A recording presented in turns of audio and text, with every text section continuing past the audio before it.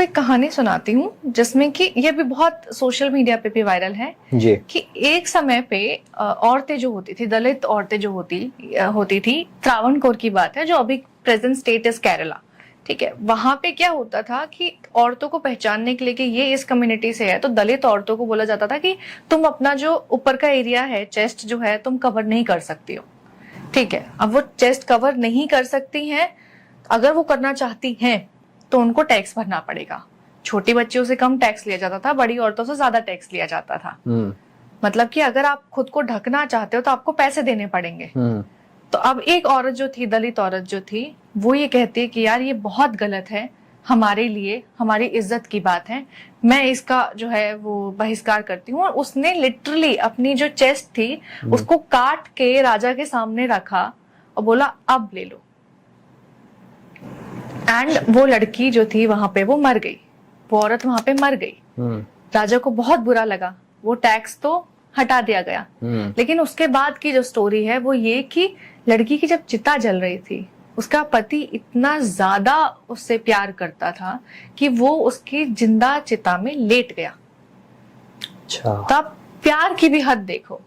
एक है कि एक औरत ने सिर्फ, जैसे कहते हैं ना, दूसरी औरत की इज्जत के लिए, समाज की भलाई के लिए अपनी जान दे दी, और दूसरी तरफ आदमी ने अपने प्यार के लिए उस औरत का साथ दिया और अपनी जान दे दी।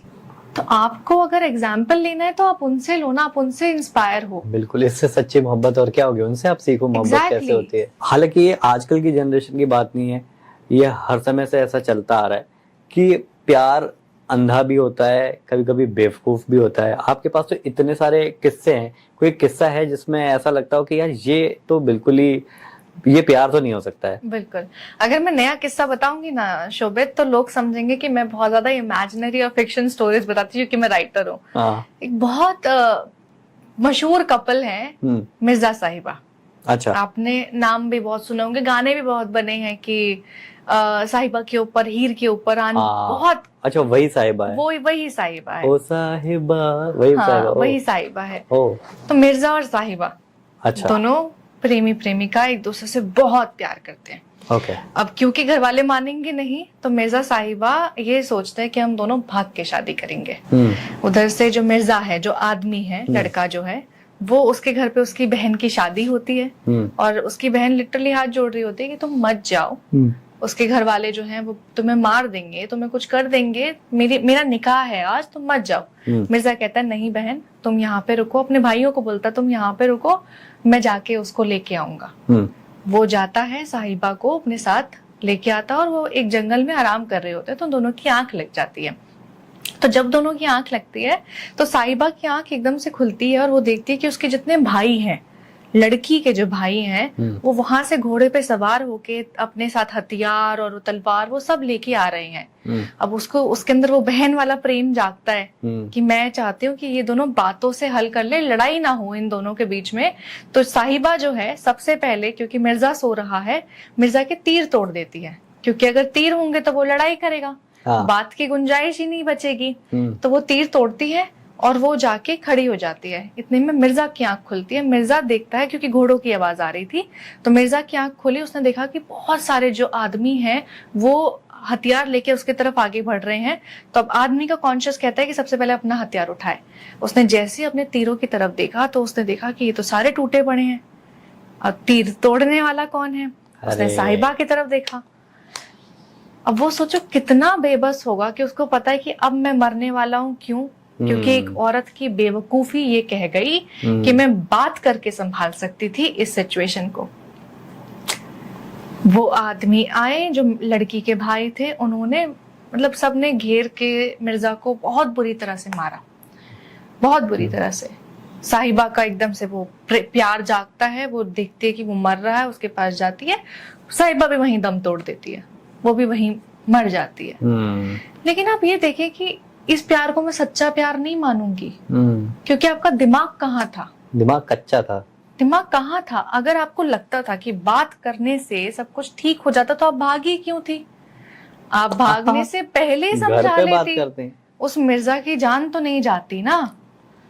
समझाने से कोई मान जाता ना तो महाभारत नहीं होता। बिल्कुल स्वयं भगवान गए थे दुर्योधन को समझाने के लिए। वो तो बात आपको पता होता है कि आपका परिवार कितना जा सकता है, कितना कर सकता है।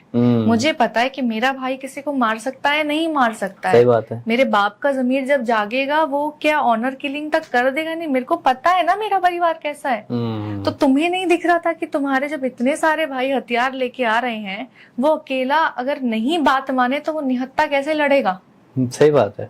तो यहाँ औरत की बेवकूफी देखी जाती है कि आप अपना दिमाग लड़ाओ, आप अपना प्यार जगाओ, लेकिन आप समझदारी का तो उपयोग करो ना। आप ये देखो कि जिस लड़के के घर में उसकी बहन की शादी है, वो लड़का अपनी बहन की शादी छोड़ के तुम्हारे पास आया है, और तुम अपने भाई प्रेम में आके तुमने उस लड़के की जान गंवा दी, तीर तोड़ दिए। तीर तोड़ दिए। तुम अगर छुपाती भी तो समझ में आता है कि चलो ठीक है, जब जरूरत पड़ेगी तो मैं लाके दे दूंगी। बिल्कुल। उसको कहते हैं समझदारी कि तुमने इधर भी निभाया उधर भी निभाया। लेकिन अब तो तुम कहीं की नहीं रही ना। जब तुम घर से भागी थी तो तुम अपने भाइयों की नहीं रही थी, और जब तुमने उसके तीर तोड़े तो तुम उसकी भी नहीं रही।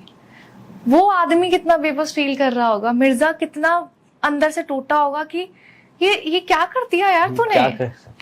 यही प्यार में मरने वाले जो लोग होते हैं, प्यार में जीना नहीं आता है, प्यार में प्यार में मरने वाले लोग थे, और बेवकूफी से मरा वो बेचारा।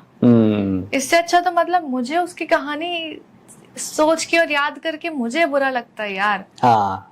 कि वो गलत लड़की के पीछे मरा, बेवकूफ के पीछे मरा था। और हम एग्जाम्पल तो दे देते हैं, श्री फरा, धीर रांझा, ये वो, मजनू का टीला।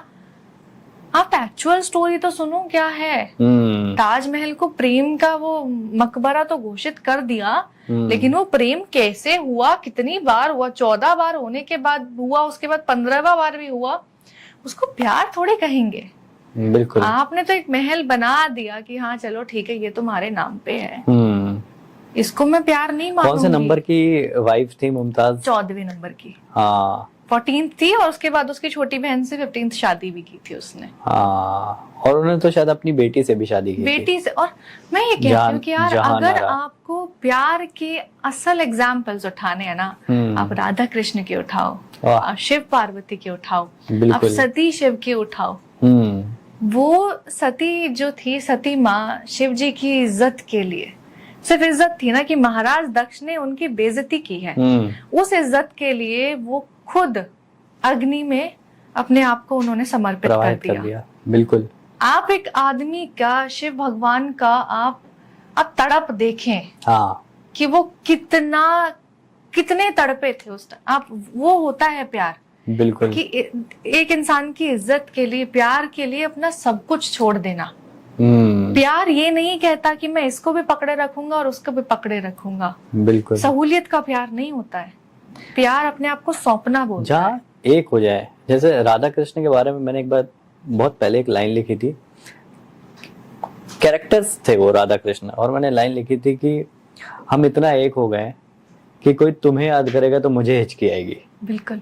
तो प्रेम तो वो है कि जहाँ पे इतना एक हो गए। जैसे कहते हैं ना कि जब शादी होती है किसी की तो धीरे धीरे शक्ल मिलने लगती है एक दूसरे से, मिलने लगती है। तो ऐसा होता है। हाँ। एक दूसरे की कैरेक्टरिस्टिक और एक दूसरे के ट्रेट्स ना हम ग्रास्प करने लगते हैं, अपनाते हैं हम एक दूसरे को। हाँ। और यही रिश्ता होता है। यही रिश्ता होता है कि हम थोड़े से इतने एक जैसे हो गए कि हमारी आदतें नहीं, हमारी शक्लें भी एक जैसी हो गई। आप ये देखिए कि